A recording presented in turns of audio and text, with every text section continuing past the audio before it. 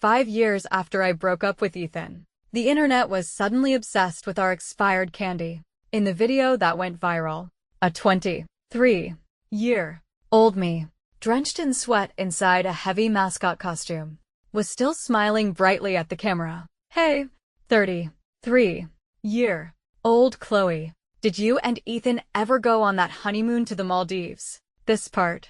Time work is exhausting. You better make sure you get every last bit of it back from Ethan. You hear me? No, I couldn't.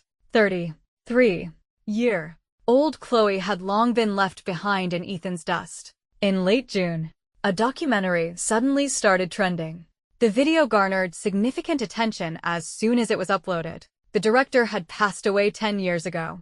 After being diagnosed with terminal cancer, he had resolutely quit his job.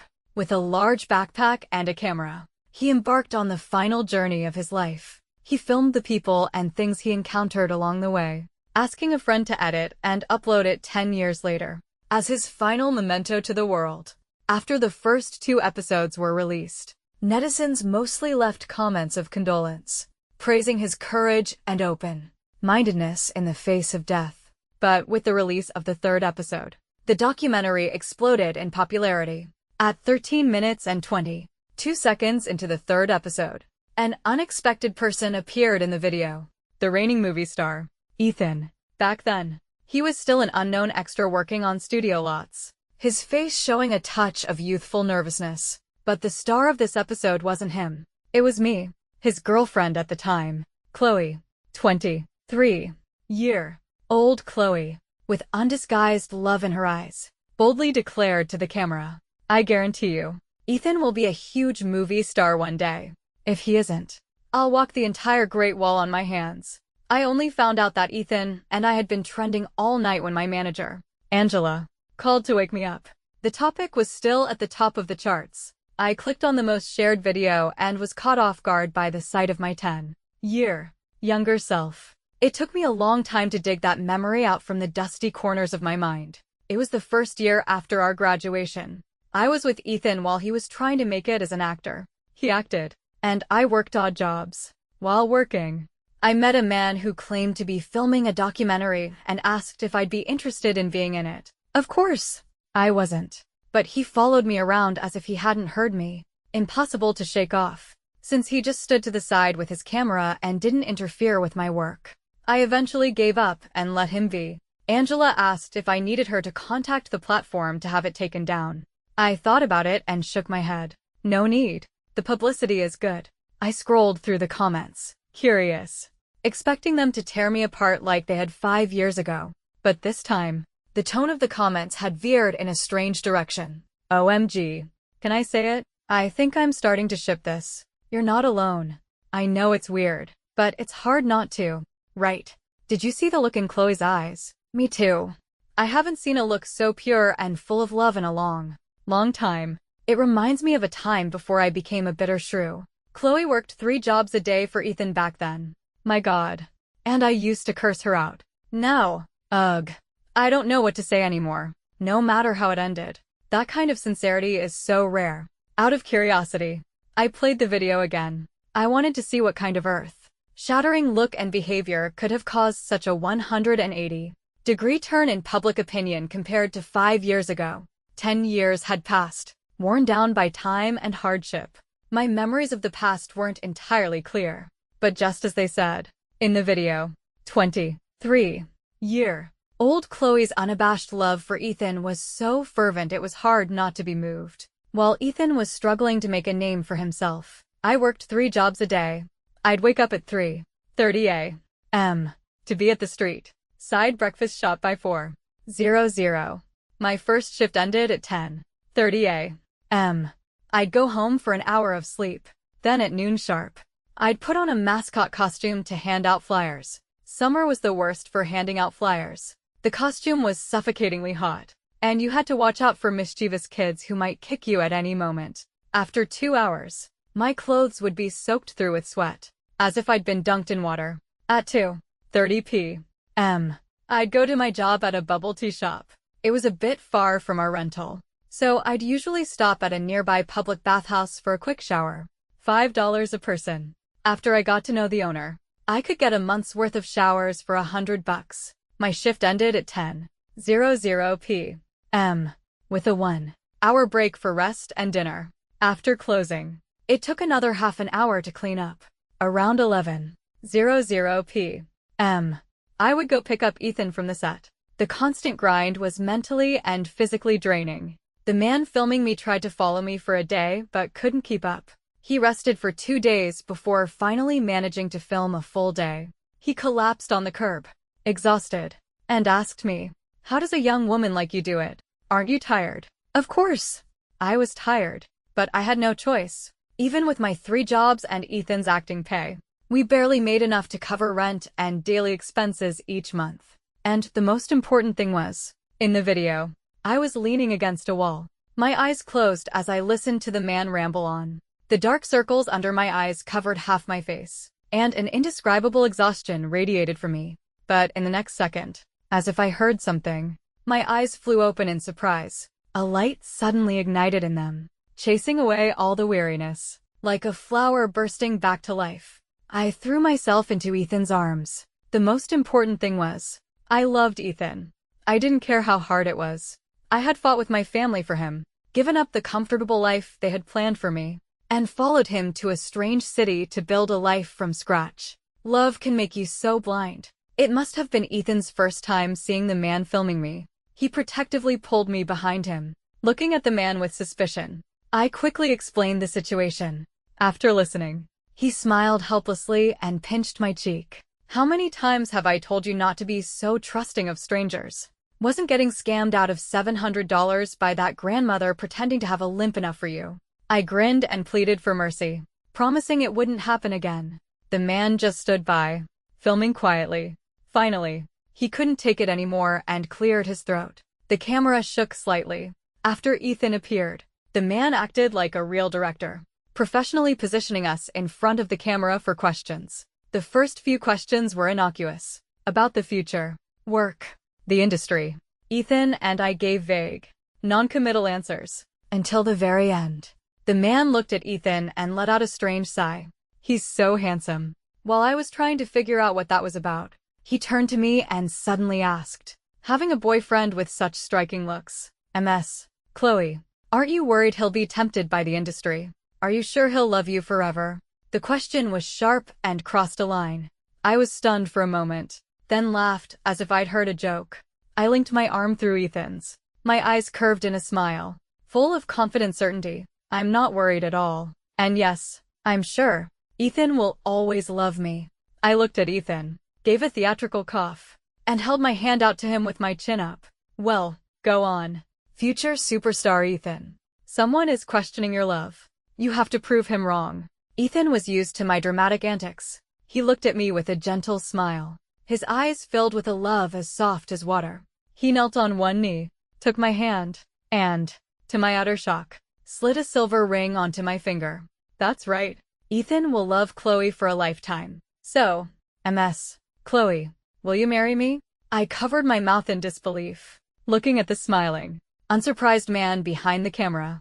I finally realized it had been their plan all along. Overwhelmed with joy, my lips trembled, and my eyes welled up.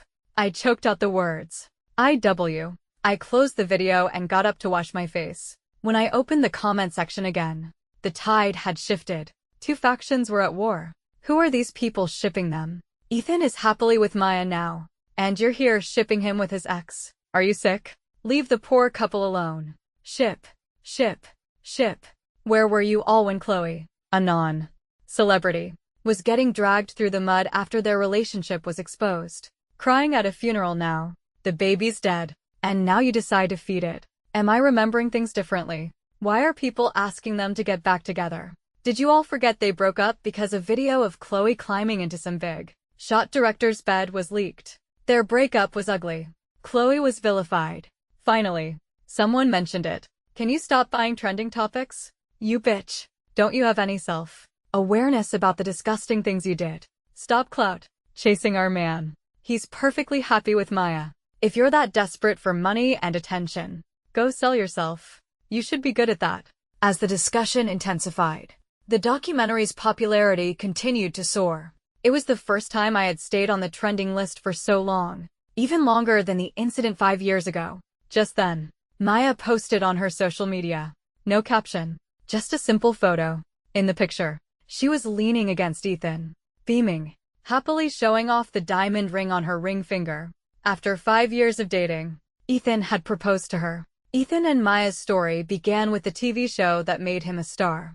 When he was 24, he shot to fame playing the tragic second male lead in the fantasy epic The Immortal's Journey, directed by the acclaimed Davis. It was an understatement to say his career skyrocketed. The following year, he co-starred with Maya, the show's female lead and a popular actress, in a romantic comedy. The show massively grew their shipper fanbase. Maya's agency offered Ethan a contract, on the condition that he cooperate in promoting their on-screen coupledom. Ethan refused. At the peak of their shipper frenzy, he announced his relationship with me, a complete unknown. He was a responsible person, and back then, he truly loved me, even though the announcement led to him being unofficially blacklisted by Maya's agency, leaving him without work for nearly a year. And the fame from The Immortal's Journey quickly faded. He simply held me when I felt guilty. Don't say you're sorry, Chloe. I love you, so I won't let you suffer any injustice. This was my choice. You don't have to feel guilty. My nose stung with tears. When he was 27, Ethan received an offer from Maya.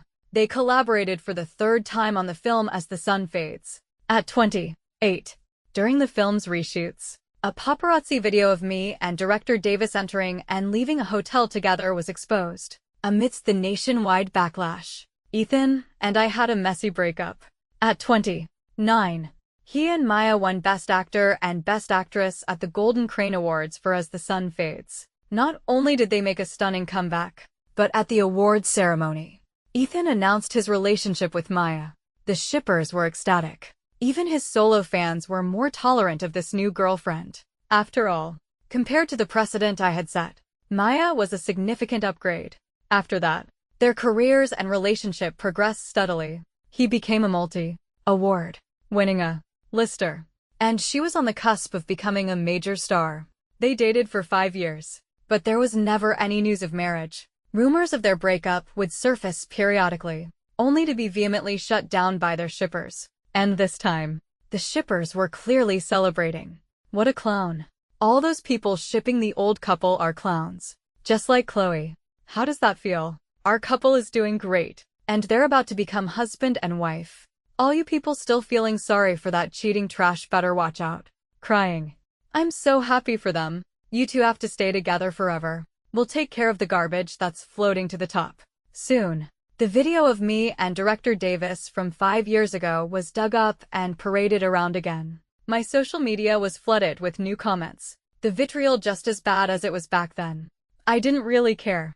I was just glad that director Davis and his wife didn't have social media accounts, so their eyes wouldn't be sullied by this filth. I turned off my phone and continued with my work as if nothing had happened. I had a bigger battle to fight in a few days. The hashtag Ethan proposes to Maya stayed at the top of the trending list for 2 full days.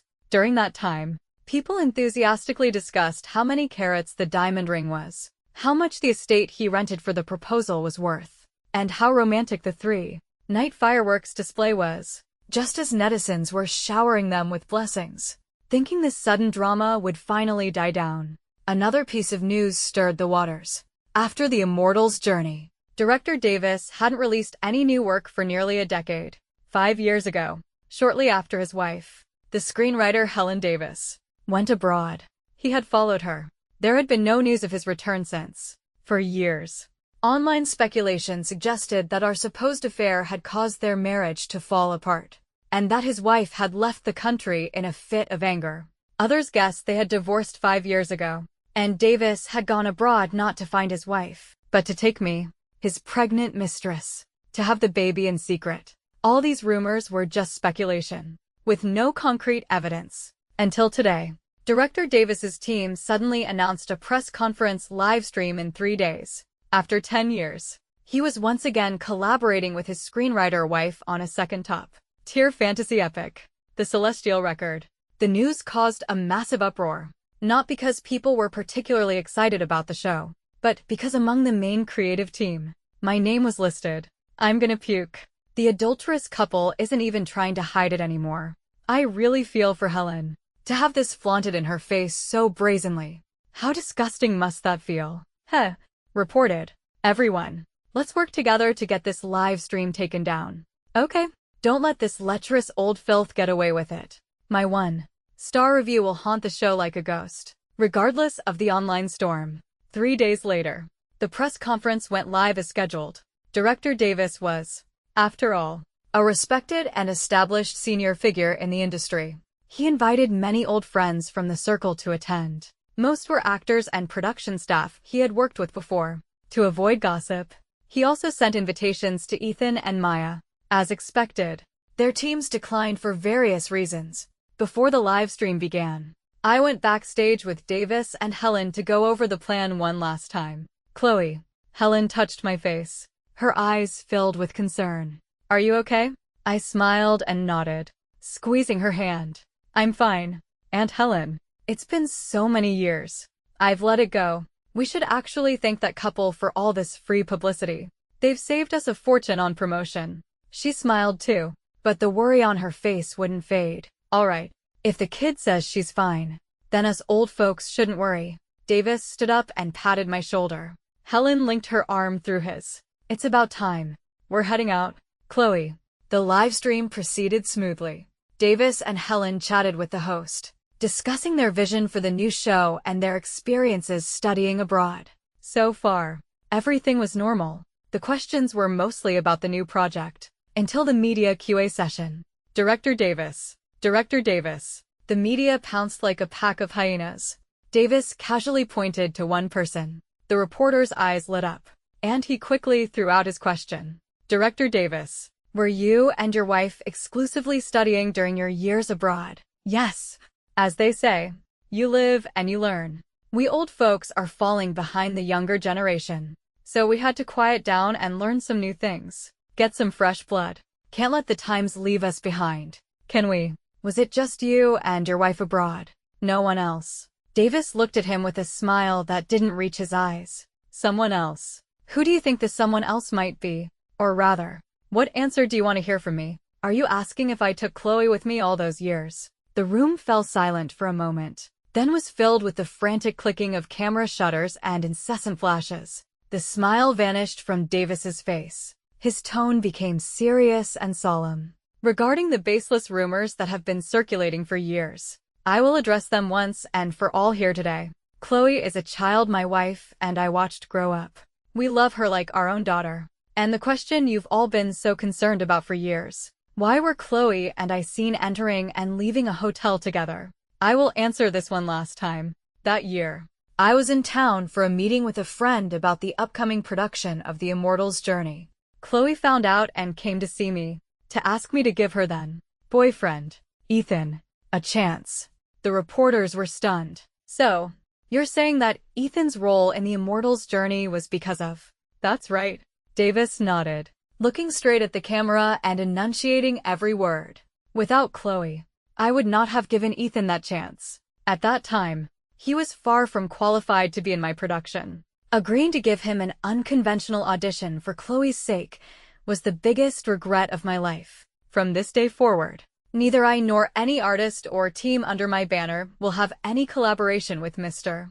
Ethan or his new wife, Ms. Maya.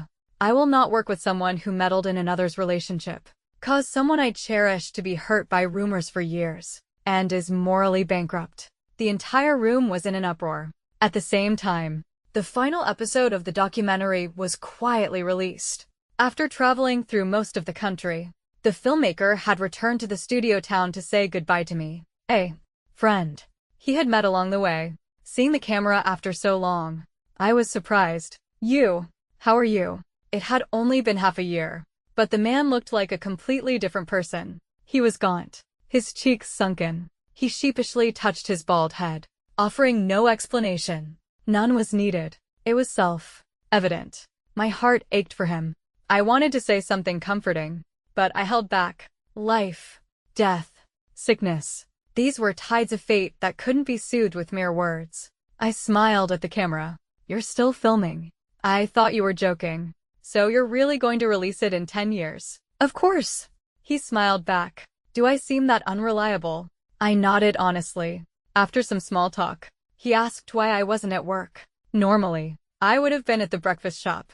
My smile faded slightly. I have to go see an elder in a bit. After struggling for over half a year, Ethan still hadn't found the right opportunity, even at a top film academy.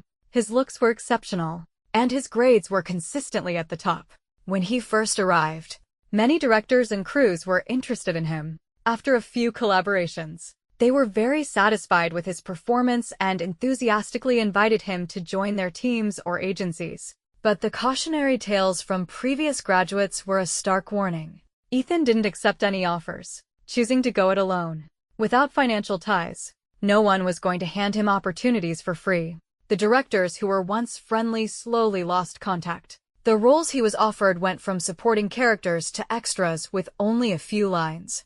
He was like a bird trapped in a concrete jungle, flying desperately but only getting injured. Seeing him grow more despondent with each setback, yet still forcing a smile for me, I grew anxious. After my brother casually mentioned that our Uncle Davis was in town, I finally made up my mind. Uncle Davis and my father were old friends. Years ago, when he couldn't get funding for his film The Sharpshooter, my dad had invested $3 million, half his net worth at the time. Fortunately, The Sharpshooter became a massive hit. Davis became a household name, and my dad, with his share of the profits, seized the opportunity to start his own business, becoming a well-known local tycoon. After Davis and Helen got married, they planned to buy a house in the same villa community as my father. The two families remained close. The couple had chosen to be child-free. They treated my brother and me like their own children. My decision to study film and directing was largely influenced by them. A year prior, Davis had bought the rights to the classic fantasy novel, The Immortal's Journey. I had read the book multiple times in high school. I knew that the most compelling and beloved character was the second male lead, a demon lord who silently sacrificed everything for the heroine. If portrayed well, the role was guaranteed to bring immense popularity. I believed in Ethan's ability and knew this was a perfect opportunity for him. But at that time, as a nobody, he wasn't qualified to audition for Davis's project. Countless people were desperate for a role in such a major production. I hesitated for a long time about whether to ask Davis for help. When I left home, I had vowed that we could make it on our own with Ethan's talent. But in the end, I still had to rely on family connections. I was ashamed, but nothing was more important than Ethan's future. I decided to ask Davis for help. Coincidentally, I ran into the filmmaker on his way back. Having someone I knew with me was better than going alone. So I took him with me to Davis's hotel. Upon seeing Davis, the man was so excited his camera shook. You didn't tell me this elder was the director Davis. As a director who often appeared in public, Davis was quite famous. To protect his privacy, the camera didn't film our conversation, only recording the audio. The content was mostly me telling Davis how talented Ethan was, how hard working and ambitious he was despite his inexperience, and that all he needed was a chance. Perhaps due to the exhaustion of the past few months, or perhaps out of shame, my voice gradually choked up. Eventually, all that was left on the recording was the sound of my sobbing. After a long pause, Davis sighed. Child, I can agree, but you need to understand. I'm giving him this chance to audition because I care about you. I can't guarantee he'll get the role. Whether he can secure it in the end depends on his own abilities. My eyes lit up. The weight on my chest finally lifted. Thank you, Uncle Davis. Davis waved his hand. You're not the one who should be thanking me. I gave a sheepish smile. The meeting ended with my confident promise. Uncle, thank you for giving Ethan this chance. He definitely won't let you down.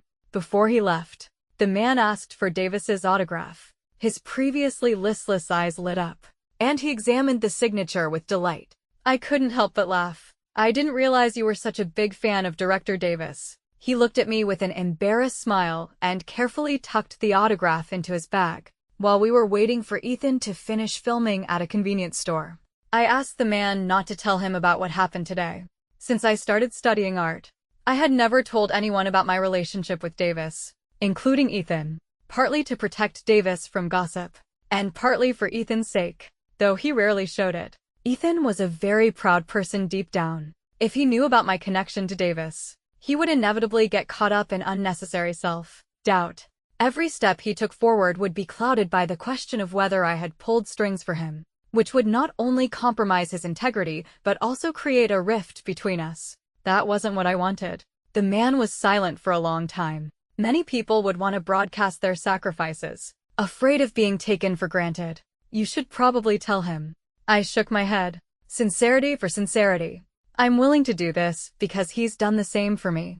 When we first arrived, I had planned to be an extra with Ethan. But after a few days, I realized I just wasn't cut out for acting. I could write a good script, but I couldn't embody a character. Unlike Ethan, who was so at ease in front of the camera, I would tremble unconsciously. Even Davis had said I wore my heart on my sleeve, that my acting was always transparent. Performing wasn't for me. Since I couldn't make money acting, I decided to take on odd jobs. The work was tiring, and the pay was low. Ethan was completely against it. He told me to relax, that he would figure something out. Later, I found out he had been secretly working as a stunt double, taking on high-risk jobs that few were willing to do, standing in for arrogant A-listers. One time, he was forced to work 2 all-nighters, spent hours filming underwater scenes in a pool, and repeatedly jumped from a 10-foot platform over a dozen times until he collapsed from exhaustion on set. I only found out what he had been doing when the hospital called me. Ignoring Ethan's protests, I started working relentlessly from that day on. The money might have been a drop in the bucket, but at least I was no longer a burden to him. The man listened quietly, a wistful look in his eyes. He smiled and extended his hand to me. Ms. Chloe, I wish you and Mr. Ethan a happy marriage and a long life together. I'm giving you my blessings in advance. I was taken aback for a second, my nose tingling. I smiled and shook his hand. I'll take you up on that. He laughed and pointed the camera at me. You can consider what's recorded here as a record of your love story. When the video is released in 10 years, if you two are ever fighting, just show it to him. With this evidence on the table, let's see him try to deny anything. I laughed again. Okay. At the time, it seemed like an ordinary moment. Who would have thought that 10 years later, his words would become a prophecy? After the live stream, netizens who had seen the latest episode were in an uproar. Most of the reporters at the conference had also received the news and sensed a shift in the narrative. As I stepped out of the elevator, a swarm of reporters who had been waiting rushed forward. Ms. Chloe. Ms. Chloe. Was what Director Davis said true? Did Ms. Maya get involved while you and Mr. Ethan were still in a relationship? Ms. Chloe. Why didn't you clarify things back then? And why choose this moment to reveal the truth? Was the recently popular documentary a move orchestrated by you and your team? After Davis and Helen's car left, Angela returned with security to escort me to my car. Faced with the barrage of questions, I maintained a smiling silence. At a time like this, an ambiguous silence was far more tantalizing than a firm denial. We were in the middle of promoting the Celestial record. As the show's producer, I naturally wanted it to get as much attention as possible, even if that attention was unconventional. I didn't mind adding fuel to the fire, though Ethan and Maya's teams were probably having a collective meltdown. After a long day, I was dozing off in the car on the way home. Screech. The harsh sound of tires scraping against the pavement jolted me awake. I steadied myself and looked up, my heart still pounding. Damn it. Like a ghost, Angela cursed, unbuckling her seatbelt to get out. At the entrance of the villa community, a familiar yet distant figure was blocking the car. I placed a hand on Angela's shoulder. I'll go. Angela, you head home. I walked up to Ethan. The nearby trash can was overflowing with recently extinguished cigarette butts. He never used to smoke when we were together, unless a role required it. But I heard Maya was a heavy smoker. Perhaps it was love by association. You. I pulled my gaze away. Ethan's voice was hoarse. Have you been well all these years? I stared listlessly at our shadows on the wall. His lips moved, his expression tinged with pain. I saw the video. Chloe. I didn't know. Ethan. I cut him off.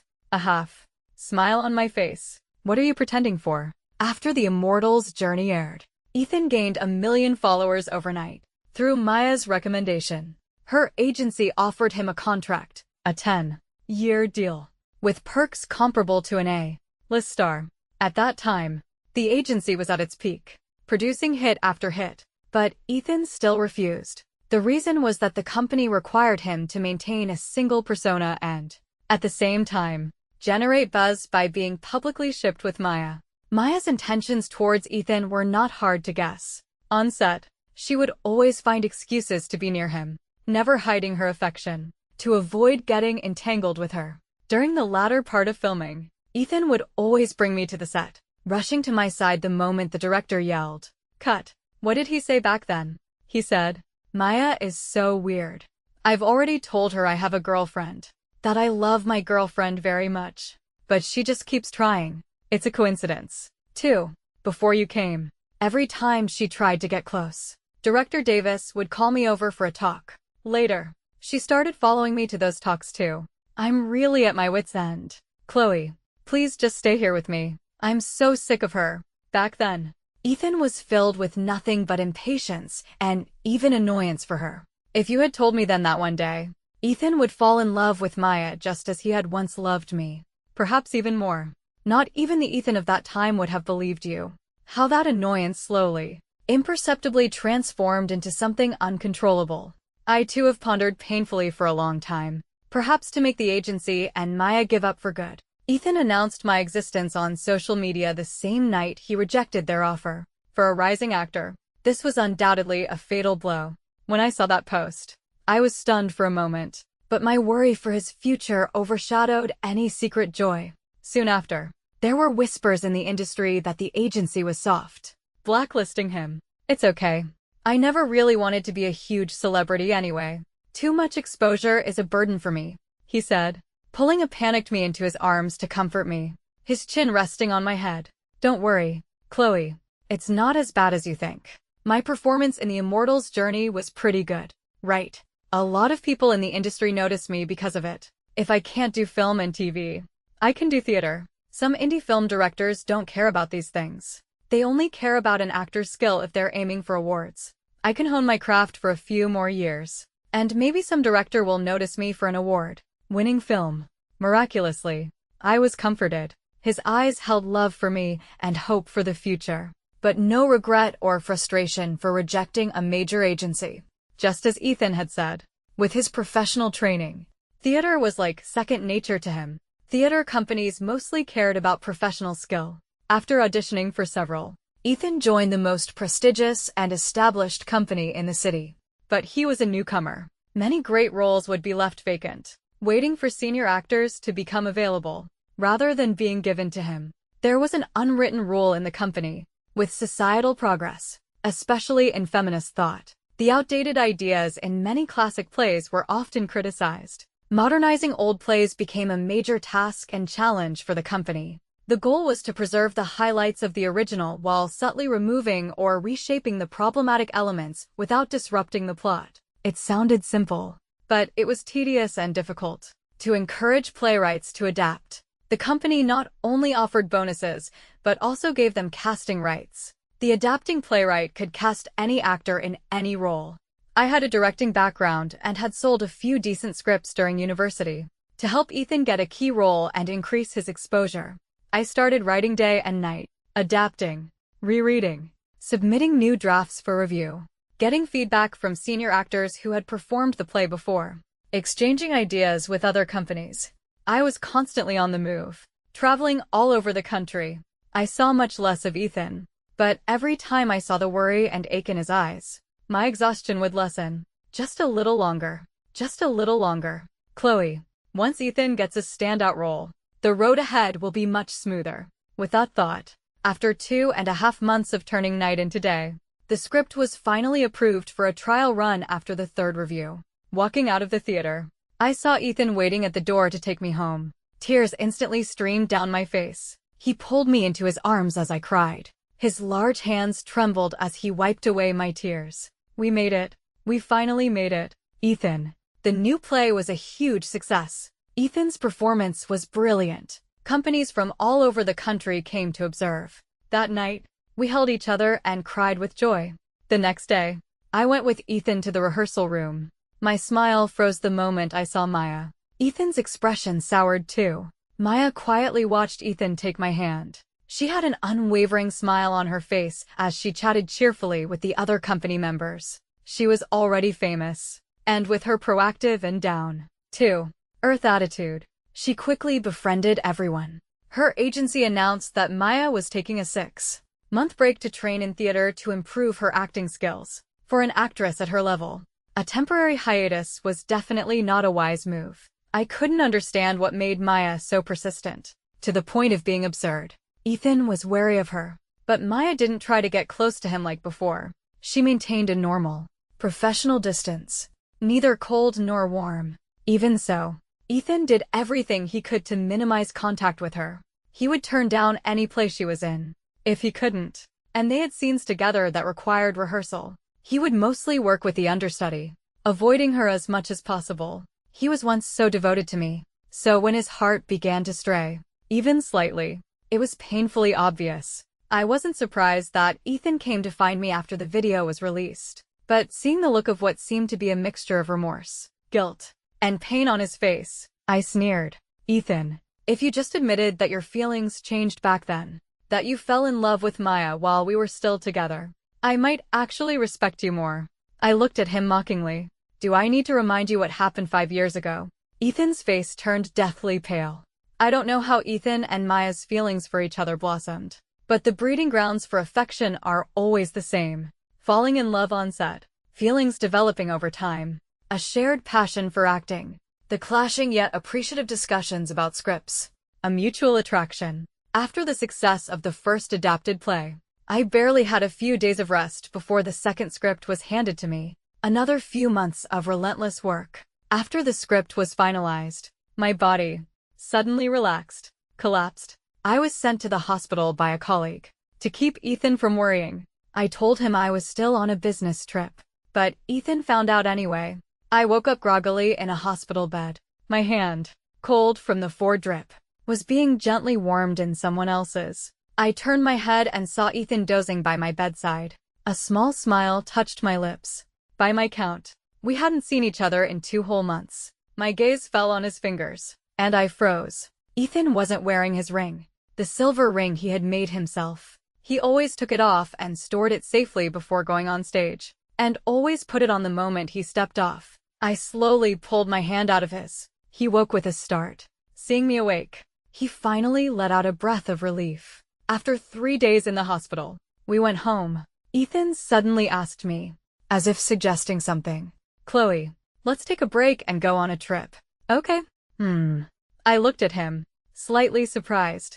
We had talked about taking a vacation before, but since he joined the theater company, I had a constant stream of scripts, and he had endless rehearsals. We never found the time. Later, we were so busy we barely saw each other, and the idea was shelved.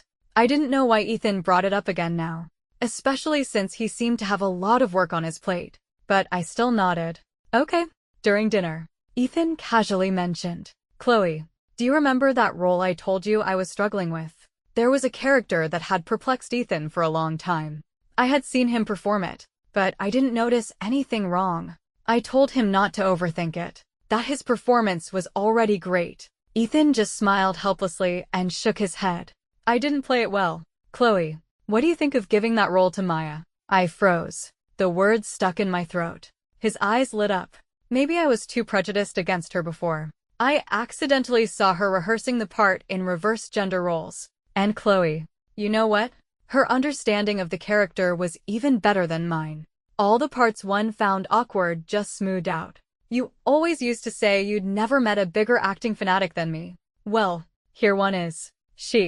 I watched the way his eyebrows lifted when he spoke excitedly, and my fingertips trembled. In the 2 months I had been oblivious, the wariness in Ethan's eyes towards Maya had unknowingly turned into admiration. I lowered my gaze and didn't answer his question. I just asked, Ethan, where's your ring? He flinched, then, as if relieved, pulled out the necklace from under his shirt. The silver ring was on the chain, still warm from his body heat. It's so crowded backstage. I'm always worried it'll get knocked off and lost, so I decided to just wear it. I can tuck it into my shirt so it's not visible on stage, and I don't have to worry about losing it. Ethan's explanation faded in and out. I just stared quietly at the swaying ring. Ethan and I took a 2-week vacation. Just before we left, the company was rehearsing Sunrise. It was my favorite play, the one I had seen the most. On stage was Maya, playing the lead. Half a year had flown by. This was her final performance with the company. It wasn't easy to play that role well, but under her interpretation, the contradictory and complex character came to life. Even I had to admit, Maya was captivating on stage. Chloe, why are you just standing here? I turned to look at Ethan, shook my head and smiled. It's nothing. Let's go. As we passed the theater, Ethan paused for a second, then nonchalantly came over and took my hand. Perhaps at that time, he had indeed developed feelings for Maya beyond admiration. But he was always a person of principle and responsibility. He knew when to pull back from the edge. We were both adults. We understood each other without saying a word.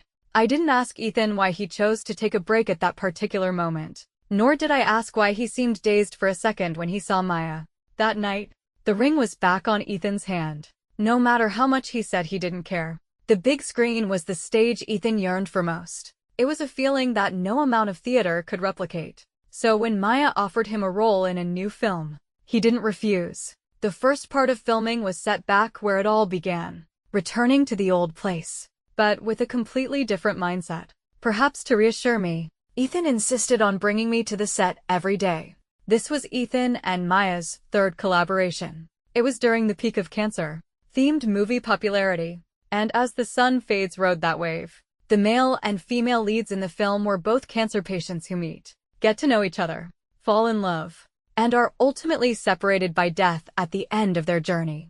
When I arrived on set, Ethan and Maya were rehearsing the final scene. Two lovers at the end of their road, forced to part, knowing it would be the last time they would see each other. Their eyes were overflowing with sorrow and love. Their clasped hands seemed inseparable, until they suddenly saw me standing at the door. Having watched for who knows how long, they instantly let go, startled. Ethan shot up. Chloe, I saw the panic and helplessness in his eyes. It was just a rehearsal. Why be so nervous? It was just a rehearsal. Why look at me like you've done something wrong? Even after all these years, I still remember how I couldn't stop shaking. I pressed down on my trembling hands, the words coming out of my choked throat one by one, like rusted parts. Ethan, it's time to go. On the way back to the hotel, I silently watched the street scenes whiz by. When the car passed the dilapidated apartment complex where we used to live, I couldn't hold it in anymore and burst into tears. Ethan stopped the car and pulled me into a tight embrace. I beat against him with my fists. Ethan, what are you doing? How could you do this to me? Neither of us spelled it out, but we both knew. Ethan's arms, holding me, were trembling too. He wiped away my tears, his eyes filled with pain. He said, I'm sorry. I'm so sorry. Chloe, after the movie wraps, let's get married. Okay. Don't you love the Maldives? We'll go there for our honeymoon. We can go anywhere you want, for as long as you want. I pretended not to see the struggle in his eyes, pretended not to notice his hesitation as he held me. I told myself, it will be okay. Chloe, he's just too deep in character. Once the movie is done, everything will be okay. Myself. Deception was soon shattered, dissipating like a bubble. After filming wrapped, Ethan and Maya completely cut contact. 2 months later, as we were discussing where to take our wedding photos, I got a call from the director.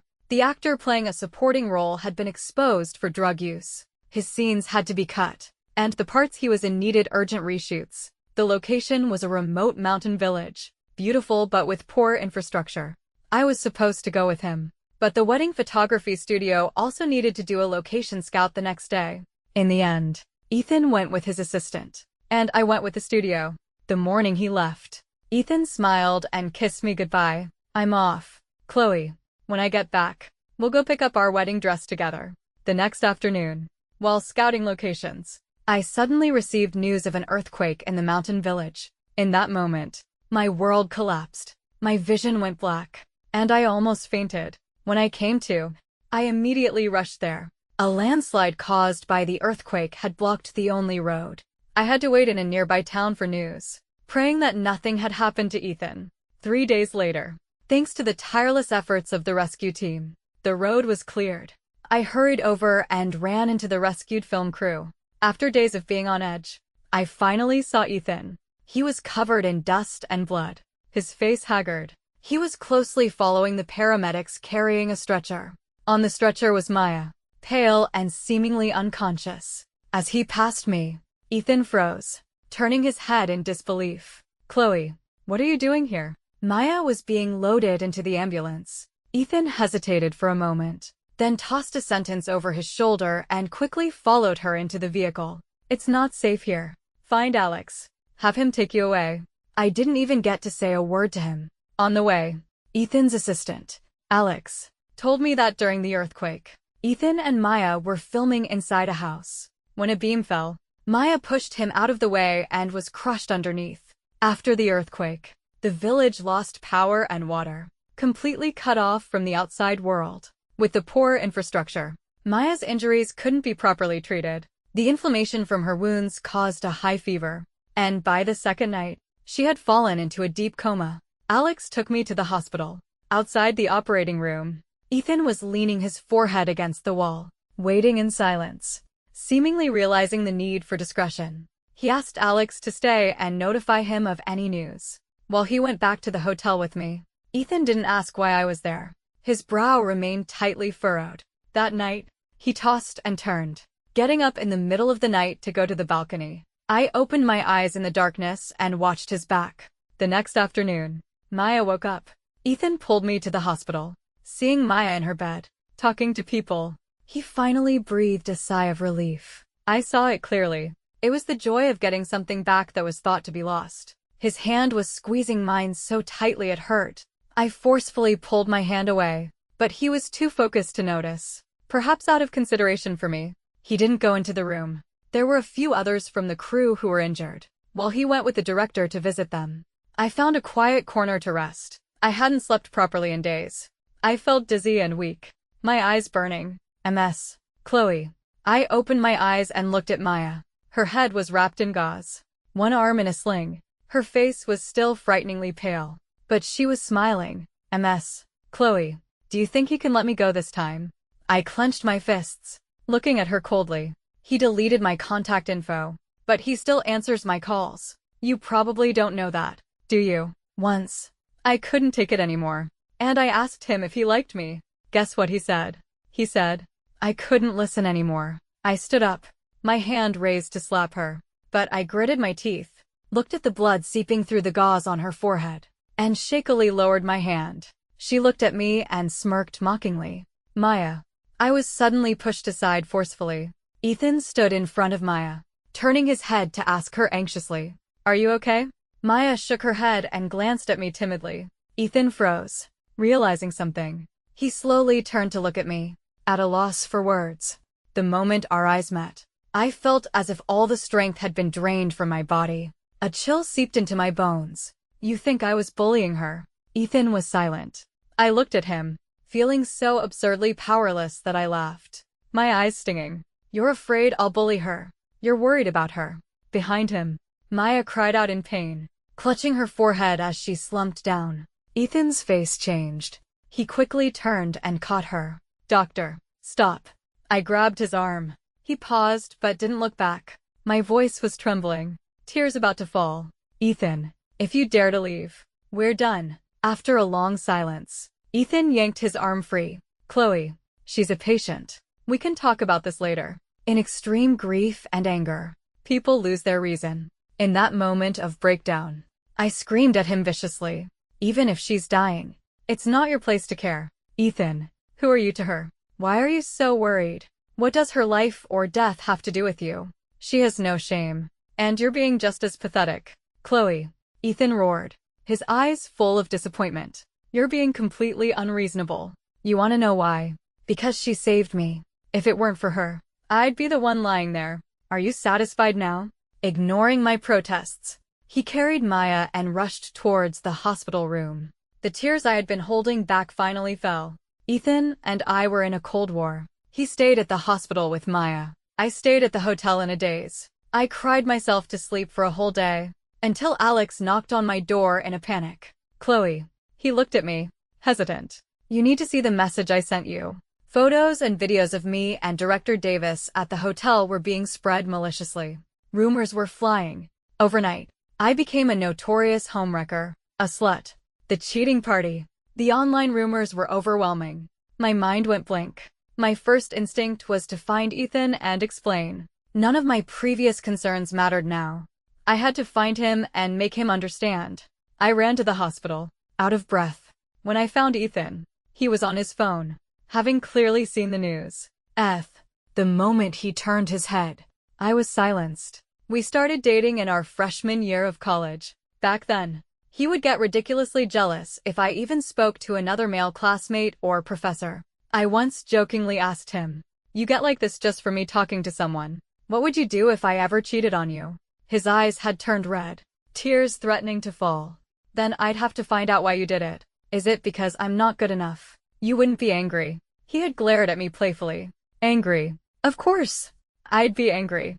But I know you're not that kind of person. Chloe, you would never do that. But now, there was no questioning, no anger on his face. He looked at me quietly. And suddenly, there was a look of relief. He said, "Chloe, let's just part ways amicably. Let's break up." And just like that, Ethan and I were over. A reporter once asked me why I didn't clarify things when the scandal broke. The truth is, Davis's team released a statement the same afternoon the video came out, but nobody cared. The media preferred stories that would cause a stir. With their help, the cheating scandal blew up. The public is often swayed by the first reports they hear. Under a barrage of sensationalism, they gradually lose their ability to discern the truth. Davis's clarification was dismissed as a standard PR stunt. The friends who came forward to defend me were branded as paid trolls and viciously attacked. The truth was suppressed again and again, until my cheating became an established fact. A tidal wave of abuse crashed down on me. My personal information was doxed. My phone was blown up with calls. I had to turn it off for some peace. I went back to our old rental. I couldn't stop thinking about Ethan, wanting to find him, to see him one more time. Whenever that thought surfaced, I would slap myself hard. I warned myself, "Don't be pathetic. Don't be pathetic." Chloe. Sometimes, I would turn on my phone and see the malicious private messages and wonder, what did I do wrong? No one believed my clarification. My sacrifices for Ethan were twisted into a pretentious act. They said I was the biggest obstacle in his career, a pest on the path of his love for Maya. But I was the one who was with him from the beginning. I was the one who was with him, who sacrificed silently, who begged for his opportunity, who gave my whole heart, and who was betrayed. From 18 to 28. 10 years. How laughable. 10 years of shared struggle, wiped out by one life-saving act, and in the end, it was all my fault. What did I do wrong? They were so sure of it. Eventually, I even started to doubt myself. Was I really wrong? Maybe I should have stuck with acting from the beginning. Yes, I should have. Then Ethan and I would have had more in common. We could have had passionate discussions about acting, like he and Maya did, instead of me just silently supporting him from the sidelines. Would that have left no room for Maya to come between us? No. That's not right. I slapped myself hard, twice. I did nothing wrong. From beginning to end, I was serious about our relationship. I wasn't the one who was wrong. They were. I did nothing wrong. I don't know how many days I spent in a daze in that rental, but my brother eventually came and took me home. But even at home, my life didn't get back on track. I think I was sick. One day, I came to and saw my mother looking at me with a pained, sorrowful expression. I realized then that I had been crying without even knowing it. I wasn't myself. Even my brother, who always loved to joke with me, became cautious. I was in agony. I had already disappointed them once. I couldn't let them worry about me anymore. So that morning, for the first time since coming home, I knocked on my brother's door. I said, "Bro, what do I do? I haven't had a good night's sleep in so long. I'm so scared." My brother held me and cried like a baby.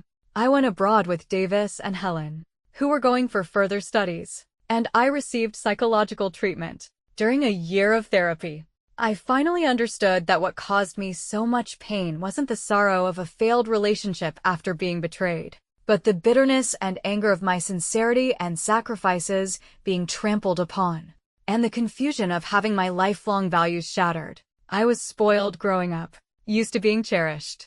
I came from a happy family with loving parents. In that environment, I naturally assumed that if I gave my whole heart, I would be treated with the same sincerity in return. But I wasn't. My sincerity was cheapened, my sacrifices slandered. I can't describe the devastation of that moment when I rushed to explain, only to see the look of relief on Ethan's face. The opportunity one had begged for him became his excuse to abandon me and righteously turn to someone else. I should have cursed him out, but the shock of that moment seemed to rob me of my ability to speak. My 10 years ended with a "let's part ways amicably." Sunk costs shouldn't influence major decisions. After a year of recovery and adjustment, I slowly moved on.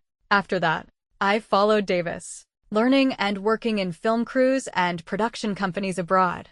With work to keep me busy, I had less energy for distracting thoughts. I got better and better. Once my career was stable, I gradually felt ready to revisit the past. I wouldn't let the stigma of cheater and homewrecker follow me for the rest of my life. I couldn't let such a disgusting label hinder Davis's future plans to return. And I certainly couldn't watch Ethan and Maya, the real wrongdoers, live happily ever after as if nothing had happened. Over those 4 years, I had countless opportunities to clarify, to fight back, but I chose to endure in silence. At some point, I realized that being abroad, far away from the center of it all, was a disadvantage. Even if I spent a fortune to have media outlets release a clarification, there was a high chance it would be buried, just like Davis's statement. At that time, Ethan and Maya were at the peak of their popularity. After they announced their relationship, their fame soared. They had a massive, passionate fan base. Even if my clarification was completely true, with their fans defending them and spinning the story, it would have been dismissed as nonsense. What could I do to pull them down from their pedestal, to make sure they could never recover? Coincidentally, short-form video was exploding, spreading like a virus through people's lives. When I saw how a small incident could spark millions of discussions through these platforms, I knew my chance had come. My media company in the country controlled a large number of marketing accounts and paid commenters. The influencers we had signed also had significant followings. When Davis bought the rights to the Celestial record and began making concrete plans to return, I started preparing my own plan. I had Angela contact several media outlets, leaking the news of Davis's return, and that he would be accompanied not only by his wife but also by me, the woman at the center of the old scandal. After that, I planned to have my company's marketing accounts dredge up the past, bringing all the old stories about me, Ethan, Maya, and even Davis back to the forefront, good or bad. The point was to create buzz. Any publicity is good publicity, and the massive attention that comes from turning a negative story around is immeasurable. This could even be a major promotional point for Davis's new show upon his return. All we had to do was wait for everything to reach a fever pitch, then hold a press conference and set the record straight on all the years of suffering, betrayal, and slander. But before I could make a move, the documentary's release unexpectedly unearthed the past. It was as if it was fated. Seeing the documentary, my first reaction was surprise, followed by guilt. After everything that had happened in those 10 years, I had truly forgotten about it. Besides, the man back then had seemed so unreliable. A sickly-looking person with a big backpack and a cheap camera, telling me with a grin that what he was filming would be released as a full documentary 10 years after his death. I had played along at the time, but I didn't really believe him. Regardless, though it was unexpected, the documentary's viral success was a huge help. The attention it brought was far greater than what I had planned. After all, no press release or text can ever be as powerful as raw, real footage. I no longer had to scheme to generate traffic. The documentary did it for me, quickly and fiercely. Davis and I decided to take advantage of the momentum and move the press conference, originally scheduled for a month later, up. For the first press conference, all Davis had to do was drop a few bombshells, and it was enough to cause a sensation. The reporters below, faces flushed as if they'd sniffed out a major secret, were a clear sign of the conference's success. With one live stream and the final documentary episode, most people believed Davis's clarification. but a small, stubborn minority still questioned its authenticity. I got home to find Angela staring intently at her phone, her long nails tapping furiously against the screen. "Damn it. This shameless piece of work is making me so angry," she roared. "What's wrong?" She pounded the sofa a couple of times, slipped on her slippers, and held the phone up to my face. "Look." Maya's new statement. Davis's words at the press conference had nailed Maya to the pillory of homewrecker. And the other woman. The tables had turned, just like it had been for me back then. Now, her comment section was flooded with onlookers, all asking if she had really interfered in my relationship with Ethan, if she was really the one who came out on top. There were even some vulgar AI-generated GIFs mixed in. The live streams and social media accounts of the brands she endorsed were also being overrun. "Hey streamer, will using your lotion turn me into a homewrecker? The taste of a mistress. I know it. What are you even saying? My mom won't let me buy things endorsed by a homewrecker."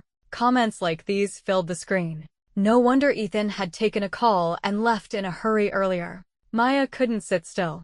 In her studio's latest statement, she clearly stated that when she and Ethan started dating, both were single, and that the rumors of homewrecking were false. For some reason, even with her biggest fan accounts trying to control the narrative, her comment section was a mess. Looking at the vicious comments, so similar to the ones I had received, I suddenly felt a sense of weariness. I took out my phone and went to Ethan's profile. It takes two to tango, as the other guilty party, and the more egregious one at that. Ethan's comment section was much cleaner than Maya's. There were even people reminiscing about our past, and many more complaining about why he chose Maya. How could he do that to me after everything I did for him? I scrolled away as if I had seen something disgusting, feeling sick to my stomach. Not only that, but more and more fan-made videos shipping me and Ethan, using clips from the documentary, were popping up. 5 years after our breakup. 5 years after he betrayed me. With his betrayal now public knowledge, the entire internet was shipping our expired candy. I was going to be sick. A wave of frustration washed over me. It was so strange. I didn't feel sorry for Maya's current predicament. This was the punishment she deserved for her actions. Once a female celebrity is publicly associated with the term homewrecker, her career is essentially over. But I didn't understand why. When a scandal like this breaks, the public always seems to target the woman more. The cheating man is often just a topic of gossip, let off lightly, and before long, he's back to normal as if nothing happened. Seeing the public opinion slowly focus on Maya the homewrecker, instead of Ethan the cheater, I calmed down and quickly thought about how to redirect the fire back onto him. Before I went to sleep, I received a message in my private email. When I opened it, I was stunned. In the middle of the night, Angela shook me awake. "Chloe, wake up. Wake up." My heart leaped into my throat. I looked up at Angela's excited face. Exasperated. "What is it now?" Angela grabbed my hand excitedly. "Divine justice. Those two adulterers are finished for good this time." 3 hours after Maya's statement, at 1 in the morning, a new user named Starlight posted a video. I clicked on it and was shocked again. The quality was blurry, the camera shaky, but you could still clearly see the faces of the two people in the video. It was the scene of me and Maya at the hospital. I never knew our confrontation had been recorded. The person filming seemed to be hiding behind the hospital room door, carefully adjusting the angle. But they had captured everything from Maya's provocations to Ethan holding her and abandoning me. The video was shared and spread like wildfire. Even in the middle of the night, people's enthusiasm for drama didn't wane. Soon, the post's views broke 10 million, then 100 million, and kept climbing. Maya's statement was quickly hidden. A little while later, even the post with the engagement ring disappeared. This time, the tide in Ethan's comment section also turned. His protectiveness and concern for Maya in the video were so obvious, and the way he callously threw me aside was so clear. The netizens who had been shipping us, against their better judgment, couldn't do it anymore. They seemed to finally realize that the Ethan of today was no longer the sincere, loving boy from the documentary whose eyes were only for me. Our genuine love back then was indeed moving, but this video showed them in no uncertain terms. Ethan was a betrayer. "We were so busy cursing the homewrecker we forgot to curse you." You damn cheater. I'll slap myself first. I actually thought you guys were cute. My bad. Damn it. I can't believe I used to defend you and attack her. Turns out you're a cheater and she's a homewrecker. And my stupid ass was cursing out the original girlfriend. That's gotta be bad karma. I won't let you two get away with this. Why are so few people cursing him here? Come on, girls. Let's all leave a comment. This man is a cheater. Angela laughed out loud. Who is this starlight? Do you know them? The timing is perfect. This is a fatal blow. Ha ha ha. I shook my head. I don't know, but I soon found out who she was. I received a text message from a junior makeup artist from the As the Sun Fades set. A girl named Amy. It took me a while, but I finally remembered who she was. A new intern on the set back then. I had stepped in once when she was being bullied by a senior artist and harassed by a camera assistant. Other than that, we had no other interaction.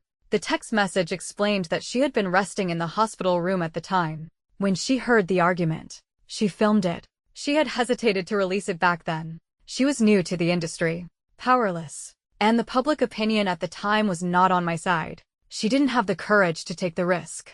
Out of guilt, she had kept the video until today. She apologized for her silence and for the 5-year delay. I deleted the text message without replying.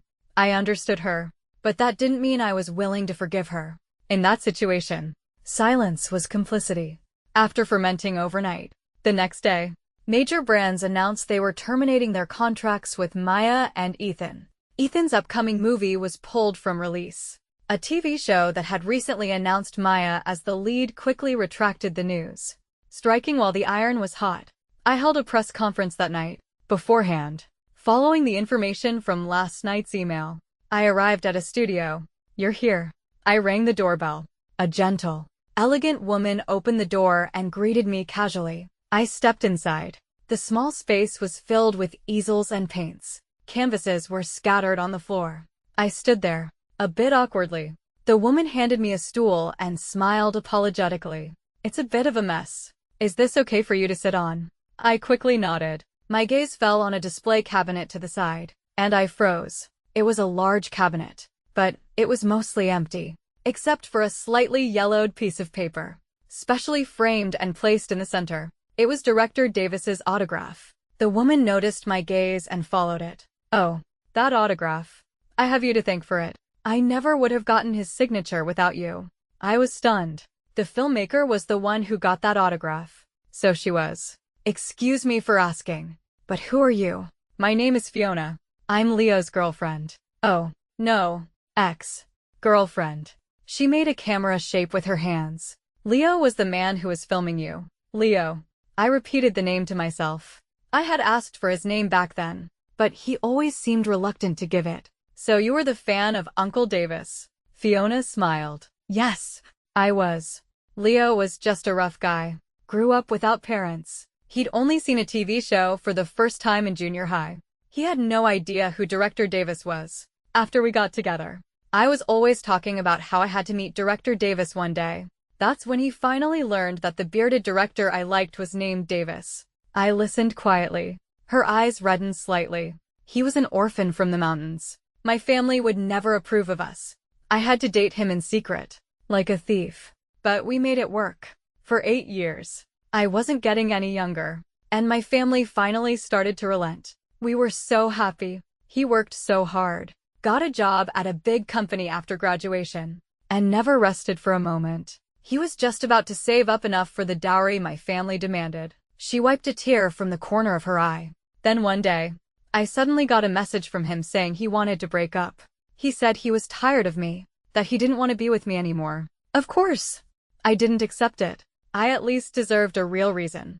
I bought a plane ticket and went straight to his place, only to find him in bed with a female colleague. I was so disgusted.